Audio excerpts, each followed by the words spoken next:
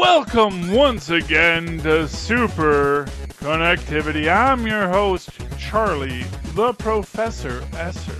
And with me, as always, is my loyal, faithful, and trusty friend, Phil, Filmy, and Parrot. Hello, Phil.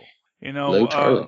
Hello, Phil. People may wonder the honorifics that we give ourselves. I am the professor because I profess things, and Phil fills me in because he has the hard facts and data to back up my nonsensical claims. So that is the power dynamic here. Just a misspent youth reading too many comics. Yeah, but man, there are a few people who give me pause for knowledge of comic bookery, and Phil, I am just two lines put together in pause mode constantly with you. Okay, just to profess my love of Philip Parrish, my good podcasting friend. Okay, so let's talk Marvel Comics tonight. Do we want to talk MCU news or do we want to talk comic book news, Phil? What's your preference? Are you saying what order? Are we gonna do both? Well, we're gonna do both, but it's like what to start with? Do we want to start with? There's always MCU news and there's always comic book news, and it's important to remember these things are separate universes now. Mm-hmm. So let's start with the MCU because there is a big deal. I mean, this honestly, I don't even want to call it a big deal because this is basically every couple of years this whole story comes out, which is there's this big pearl clutching article about Chris Evans will no longer be Captain America.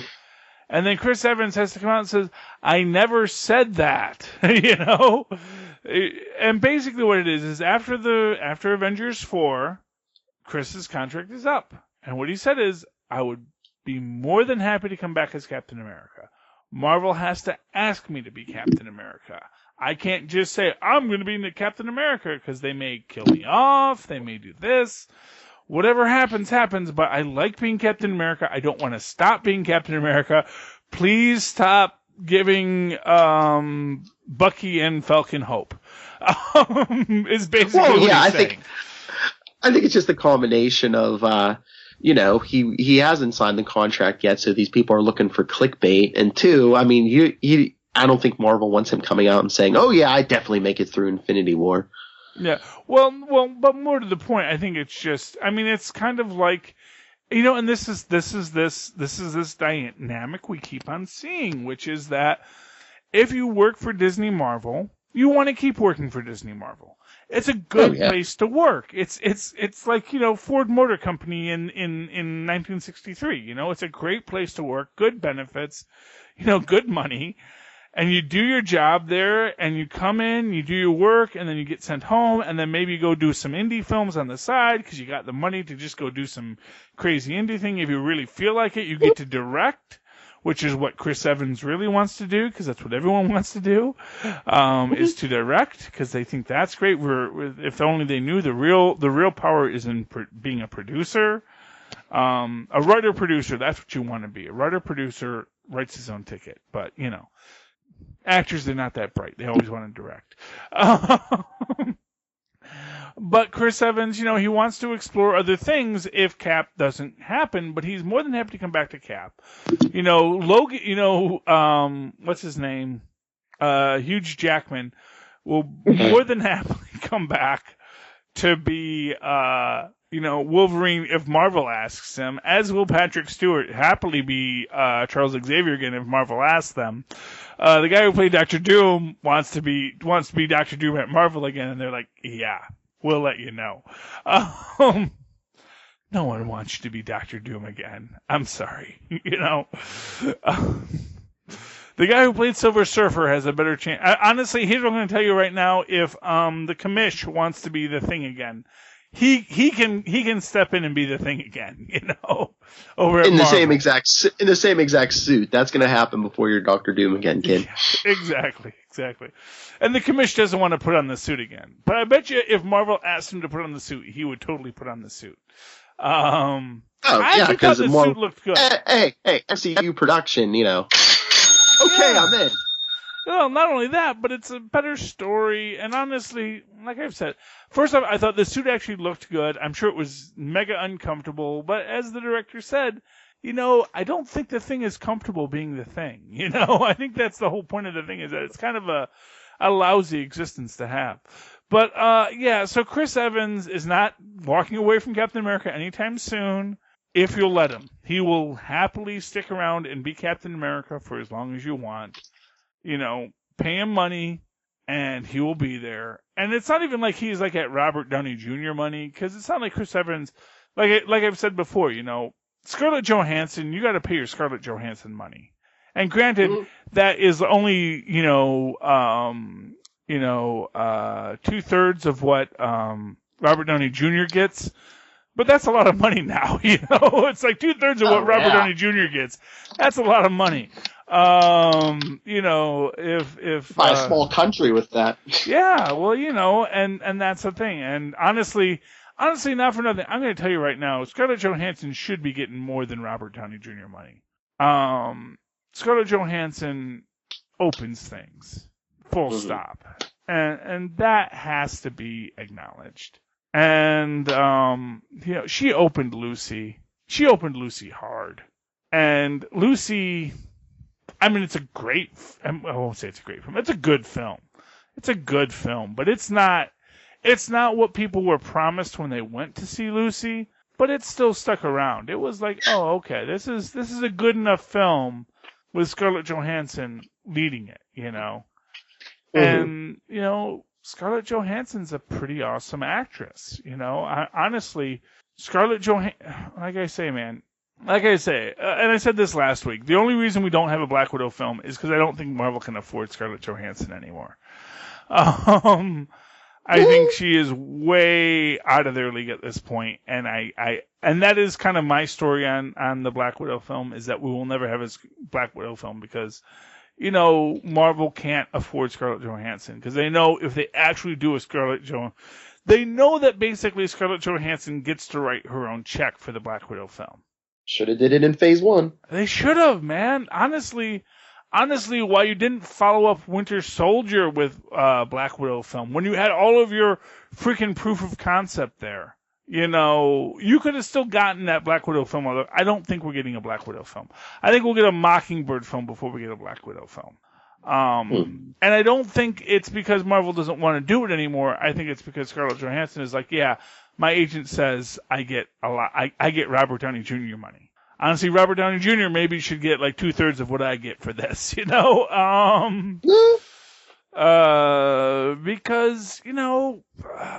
she is better looking than Robert Downey Jr. She is a better physical actress than Robert Downey Jr. She is as good of a character actress as Robert Downey Jr. Well, I won't say she's as good of a character actress as Robert Downey Jr. Robert Downey Jr. Have you ever seen Tropic Thunder? Robert Downey Jr. He is poised to be the greatest character actor in his later years. If he can ever get outside of Robert Downey Jr. as a character, he has basically the Adam West conundrum right now, which is that he has this character that is so iconic that everyone wants him to play, and it's like he can do so much more, but he's kind of stuck in, I have to play Robert Downey Jr.'s character. And in a way, it reminds me of that the Matthew McConaughey conundrum, which is why he did Sing, because he got to do Matthew McConaughey not as Matthew McConaughey. He got to be a different character, because he got to be a koala who didn't sound like a Texan stoner. Because unfortunately, that's all anyone ever wants to pay Matthew McConaughey to play on film. And Matthew McConaughey is like, actually, do you know I am an actor? I don't even have to be from Texas. I could be from Virginia. I can be from Tennessee. I can be from Arkansas. I can do a lot of Southern, you still want to do that? That's fine. I can do it. I would love to play a New Yorker or a Californian or a Canadian. I can, put me up in Alaska. I can do it. Matthew McConaughey says I can do things, but they're like, no, we actually are paying you to be Matthew McConaughey. That's Just the curse of being a movie star, is you get paid to be the character you already are, but Yeah. you want to do more. yeah, they're like, that's nice. Just stand over here and say, all right, all right, all right.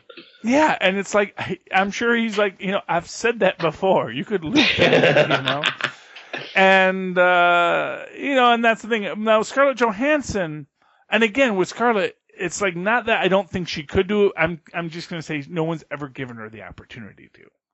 And honestly, I would wager she could be a Meryl Streep if you gave her the opportunity to do something other than Scarlett Johansson.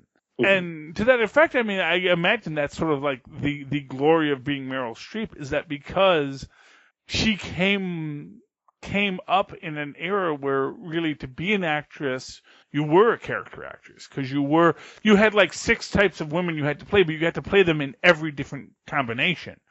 So yes, you were the mother or the put upon the woman or the woman who had to do this or that. You were always the woman character in the film, but because you were the woman character, you got to do a lot of different things, and so Meryl Streep got to show her broad range of talent.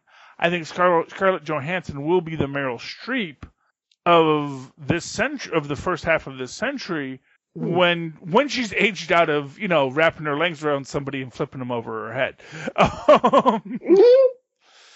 It's gonna happen eventually, by her 3rd or 4th kid, she'll she's gonna say it or they're gonna say it. It's like, what, maybe you flipping people over your head is now it's time to stop. But yeah. The insurance won't cover her after a while. Yeah, well, it's all wire fighting and stunt doubles at some point. But, it is the...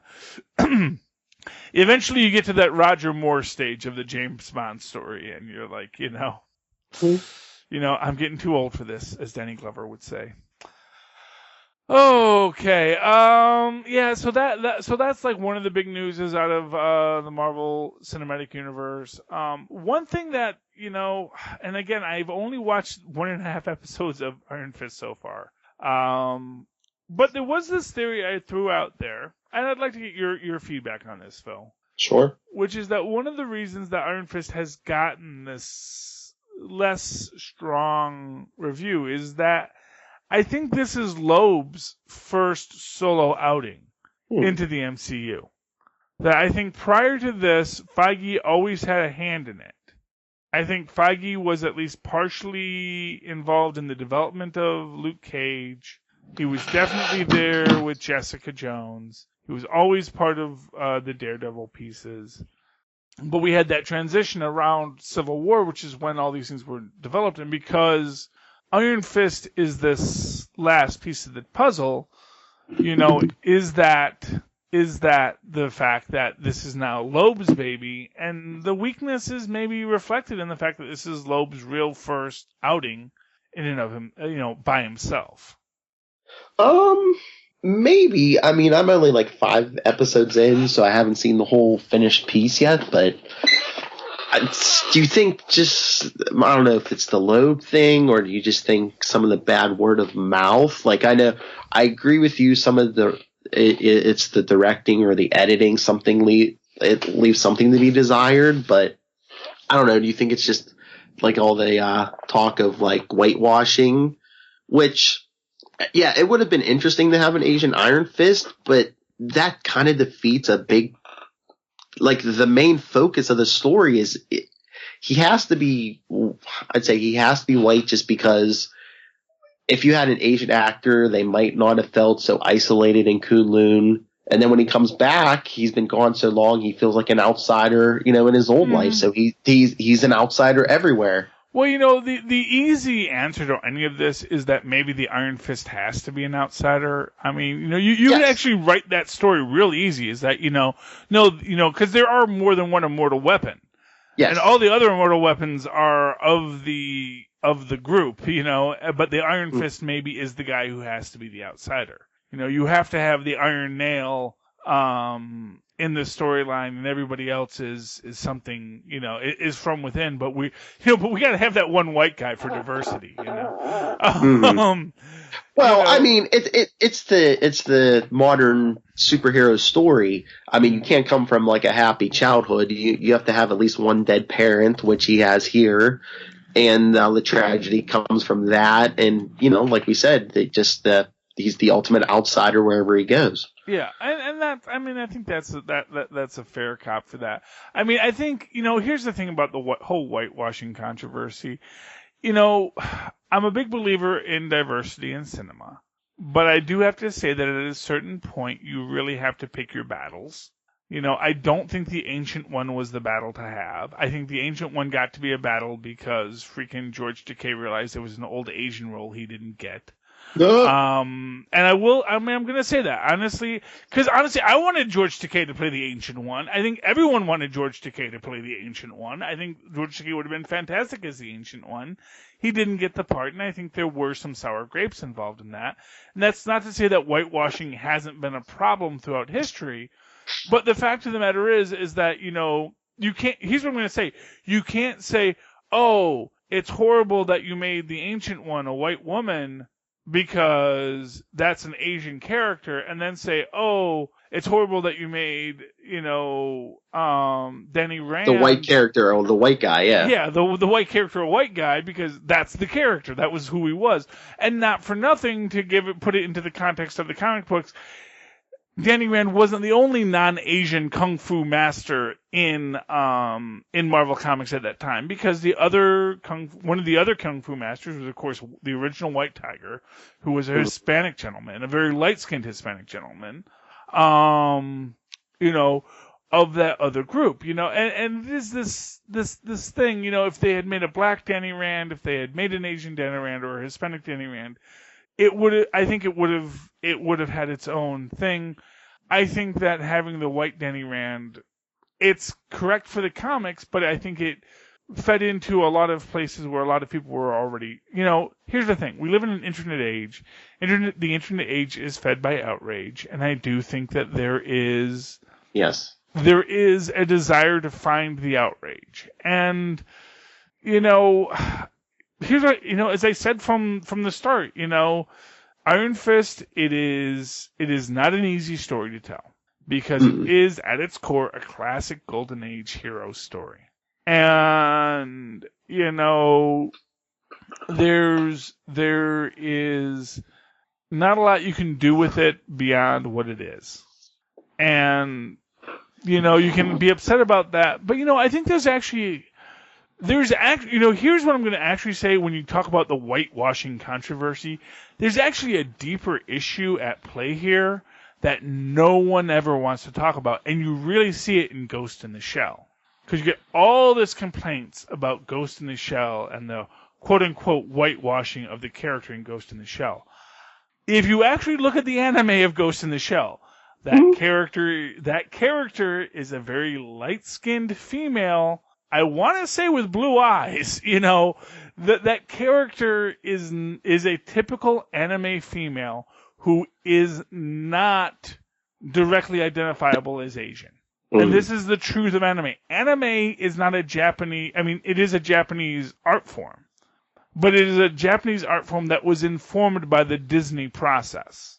Essentially, it is the result of the American occupation of Japan and the creation based on this acculturation of American imagery into the Japanese culture, which created Japanime, and to act like that's not the actual history of it, I think is both a disservice to both anime and to just the commingling of cultures that the world produces, and so if you want to insist that it should be an Asian actress, you could certainly cast an Asian actress in it, but I don't think Scarlett Johansson is not a good actress for it, because she's Scarlett freaking Johansson. And I don't think that having a white woman play that role, because, as someone pointed out at that time, a Japanese scientist recently created a Scarlett Johansson bot. in Japan, because honestly, for whatever reason within the acculturation of Japan, there is this desire for, this American ideal. It is important to remember that America is kind of a fantasy world to most of the world. We live in America, but for a lot of the world, what they get of America is this image of America. Mm-hmm. Outside of us, and that image can be both the worst of America and it can also be the best of America. It is never the real America. It is either, it is either our ridiculous reality characters or our perfect Hollywood characters. What is America? It is either it is a reflection. It is like comic books. There are no middle grounds in comic books. There is every politician is corrupt. Every, industry is purely driven by avarice. There is no one good in a comic book except for the people who are officially the good guys. And even some of them are bad guys, So I think that's how most of the world sees America. And of course, as Americans, we never think about how the rest of the world sees us because we think of ourselves as the default. Mm-hmm. But of course, I think that outside of America, there is this idea of what America is. And it is as stereotypical as what we think of as another culture is. So when you have Americans fetishizing Asian culture, the reality is that when you go to Asia, you'll see a lot of fetishization of American culture, and that is what we see in the Ghost in the Shell conundrum. Because you have this character created in this universe, in this anime universe, who is, this robotic perfection of woman, and of course it looks like Scarlett Johansson.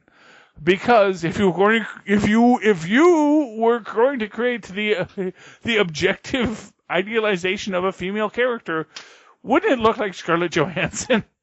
Mm. Is that not exactly what you would create? I don't care who you are. I think I think there's a line of logic there. And I'm sure we're going to get cards and letters of this if there's anyone who isn't a white dude who listens to our show, which as far as I know, there's not. But if you are the non-white dude who wants to yell at me about this, please write in at superconnectivityblog@gmail.com. That's superconnectivityblog, all one word, at gmail.com. Okay, and so that's the whitewashing controversy, and it's just something I've been thinking about today because Slate just had an article about how not to deal with whitewashing, and I just had to say, you know what? Maybe we do need to not ignore the importance of diversity, because I do think diversity is important. I do think it's important that we make more films. Here's the thing. I am less concerned about Scarlett Johansson playing the Ghost in the Shell than I am just the fact that, we don't have a Melinda May movie, or that we don't have more movies centered around Asian females in general. That to say, oh, well, that's, Ghost in the Shell is the film that needs to be the Asian female lead. I would say, no, why would you even want that? That is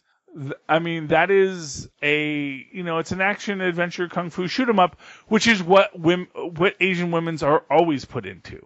I mean, if I was an Asian woman actress, I might say I would rather do Fresh Off the Boat. I'd rather do a sitcom. I would rather do, obviously you want the payday that Scarlett Johansson's going to get.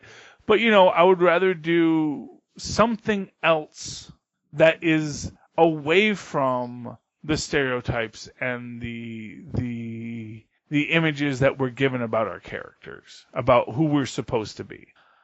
And so, it's 6 of 1, half a dozen. I mean, obviously, Asian actresses want work, and Asian actors want work, and black actors want work, and everybody wants work, and they all want to work in Hollywood. And we need to have more diversity in Hollywood in general. That said, I don't know if these individual fights are worth having, except for the fact that it's a time when we're having fights. And, I think fights are good in general, but, I go back and forth on it, Phil. I really don't want to, it's like this. I absolutely hear what they're saying. And if they had cast an Asian actress into the Ghost in the Shell role. You know, if Chloe Bennet was the Ghost in the Shell, I don't think I would be complaining at all. Mm-hmm. You know, although as people would point out, Chloe Bennet is only half Asian. You know, but then again, it's a robot character from anime, so it's very hard to really, you know, it's hard for me to get worked up about that. As someone who actually looked at it, it's that's the thing. It's like, you know, Ash Ketchum is much more Asian in his coloration and his design than the character from Ghost in the Shell. You know, most of the characters in Pokemon who are still very reading as very light skinned are drawn and designed in a much more Japanese style, you know. Mm-hmm. So that, you know, you get the Japanese acculturation in that, even though they look like white people being Asian, you know. It's a very weird thing with the anime universe that, you know, the characters aren't particularly... I'm going to get cards and letters over this. Okay, let's move on from the MCU, Phil. Let's talk the comic books. Anything interesting in the comic books? Do you want to talk Generations? Yes. Okay, let's talk Generations. So we got a little more on what Generations is, and it is listed as team-ups of various characters. The old Hulk and the new Hulk, you know, Bruce Banner and Amadeus Cho both teaming up as Hulks. Ironheart and Tony Stark both teaming up as Iron Man. Yada, yada, yada. Now, here's what I noticed in this solicitation. There's one thing that I think stood out that gives you much more information than maybe they wanted to give just yet, which is they paired Carol Danvers and Kamala Khan. Mm-hmm. And why is that important? Because in the image we've seen, in the Alex Ross painting we saw, Kamala Khan isn't tied with Captain Marvel. She's tied with Ms. Marvel. And we then have Captain Marvel with the other Captain Marvel behind her. And so to me, what they're saying isn't that, hey, all the heroes are coming back. Although, what's his name? Alex something. I'm forgetting his name now. Who did the artist? No, not Alex Ross. He's the guy who does, he's sort of the press guy. Well, he's not the press guy for Marvel, but he's one of the editors at Marvel who does, he does a lot of the interviews now. I'm blanking on his name. Alex, it's something, his last name is Hispanic, but I can't place it now. It starts with an A. Anyway. Are you talking about Axel Alonso? That's his name. I was calling him Axel, but it's Axel Alonso. Yes, Axel Alonso had made this statement about how, you know, no one's ever really dead and you always get to come back. But I think that's kind of a bit of hand waving by his statement. And again, it's because of the Ms. Marvel Association. Because to me, when you say Carol Danvers will be Ms. Marvel, mm-hmm. and you're teaming up Ms. Marvel and Ms. Marvel, you're talking time travel. You're talking to going back to when Captain Marvel was Ms. Marvel. And it's not like time travel isn't an ongoing thing in the Marvel Universe. It's not like interacting with your past self and a future incarnation of yourself isn't a well-established thing in Marvel. And I think that's what we're looking at more than the return of any of these characters. You know? Heck, even Thor has interacted with other versions of himself. Mm-hmm. You know? So I think the idea that the legacy characters are going to be brought back, full stop, I think that's the mistake. I think what we're going to be looking at in Generations is about more a bonding of the future to the past and about the passing of the torch. Essentially allowing each of these characters maybe the moment to say, you are the Hulk. You are, you know, so for example, having the Hulk say to Amadeus Cho, you are the strongest one there is. Having Ms. Marvel say to Ms. Marvel, I am proud of you. Having Captain Marvel say to the new Captain Marvel, I could not have a better legacy. I think that's what this Generations is about more than finding a backdoor way to bring back dead characters. At least that's my take on it. I don't know. Do you have any thoughts, Phil? Yeah, no, just everything you said. It seems like a time travel story. Just all the pairings and because I don't know, just when is this supposed to come out? Because I'm like in the middle of Secret Empire, they're gonna have all these team ups, and all the other evidence you put out. Yeah, it just screams time travel to me. Yeah, and not for nothing. Team ups are great. We all love team ups. Many of us gotta cut our teeth on Marvel team up. And are they going to pull a all new X-Men, and are they going to get rid of Hydra Cap, and now we're going to get a version of Steve Rogers from the past? I don't know. I don't think so. And that's always, for what it's worth, I think you might have Hydra Cap and Sam Wilson team up in some way. I think you might have things where not all of it is time travel. So, for example, I could see Odin's son and Thor teaming up. Although, again, what's so special about that? Mm-hmm. And just for an interesting point in this, just to wax back to our roundup bit, one thing about whoever is picking up Ultimate Thor's hammer, he's probably going to be someone that Odin's son is going to have to wrest that hammer from. Mm-hmm. Which again speaks to Ragnarok or possibly Don Blake.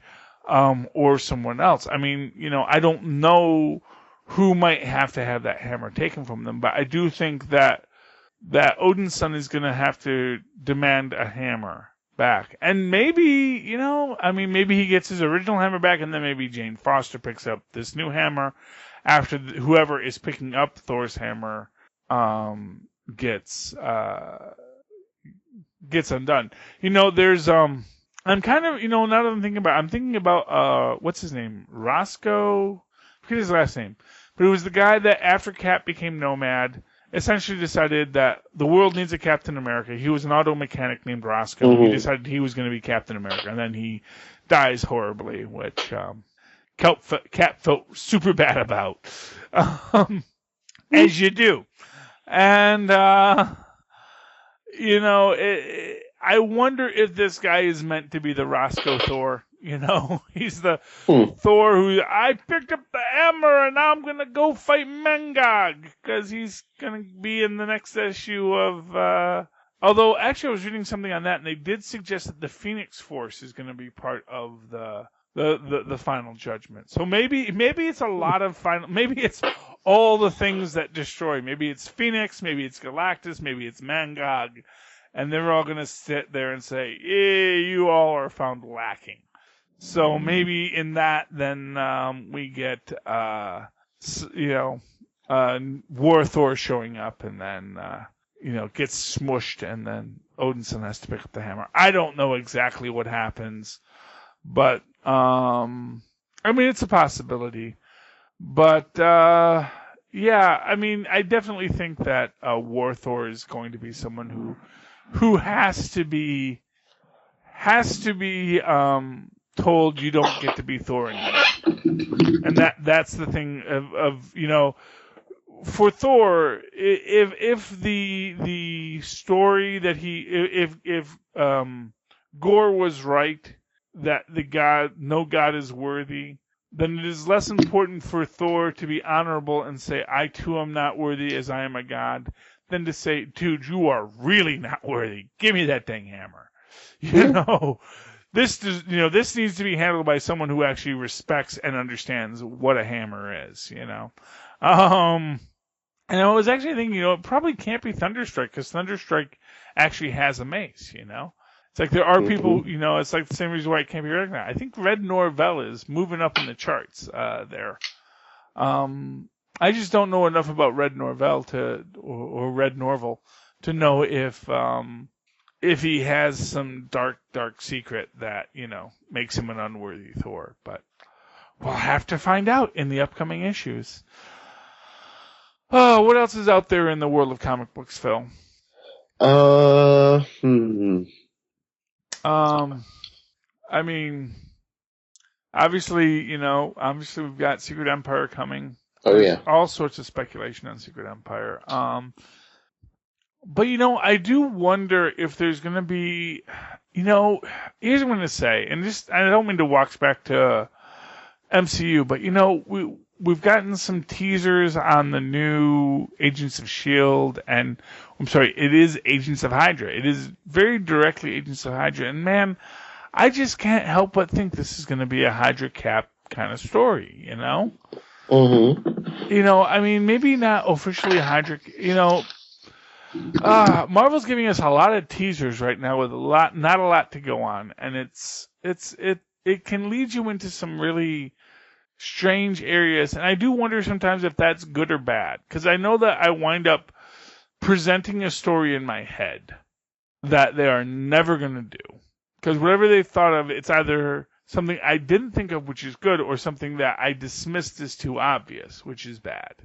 And I think we find ourselves sometimes as we look at these universes and saying, what is next?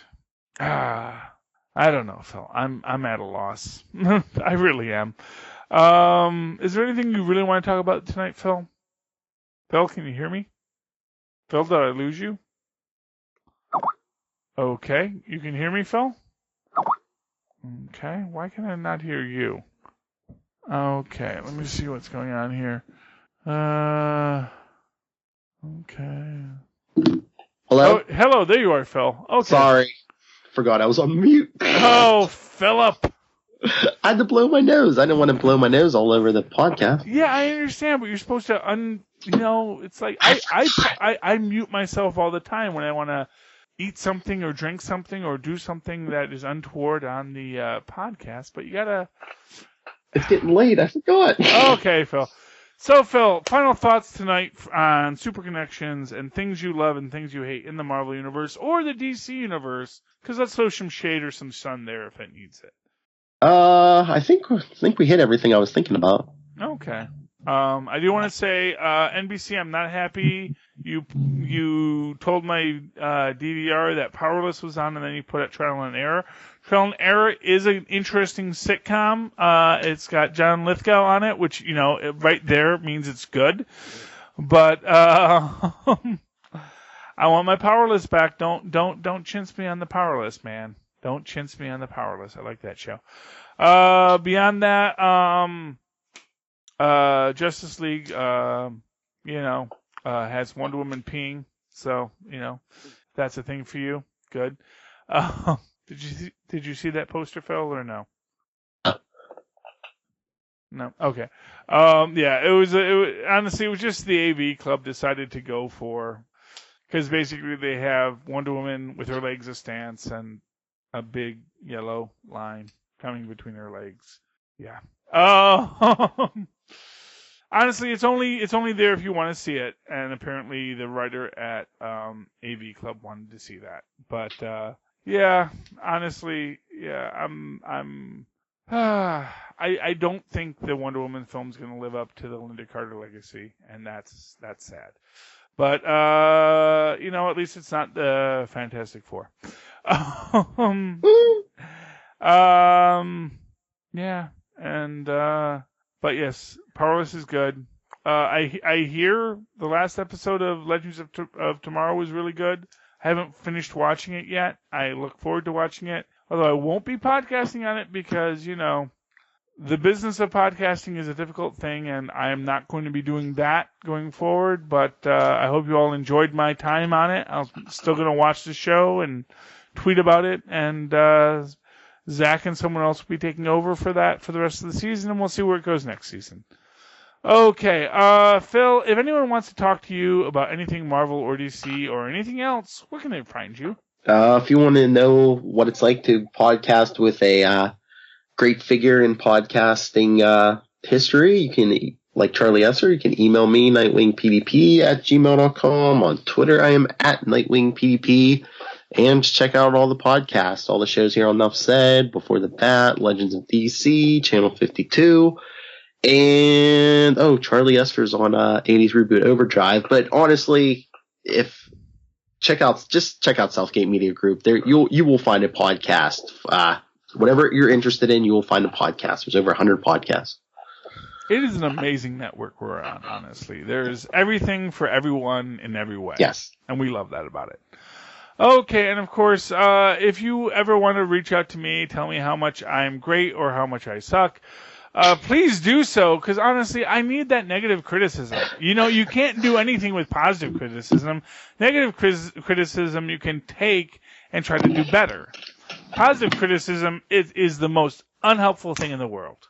I'm just saying.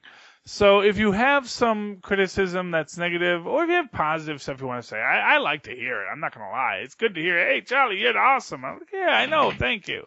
But if you want to tell me what I'm doing wrong, tell me, please. At Charlie Esser. That's CharlieEsser. Look for the 2 E's in the middle for quality.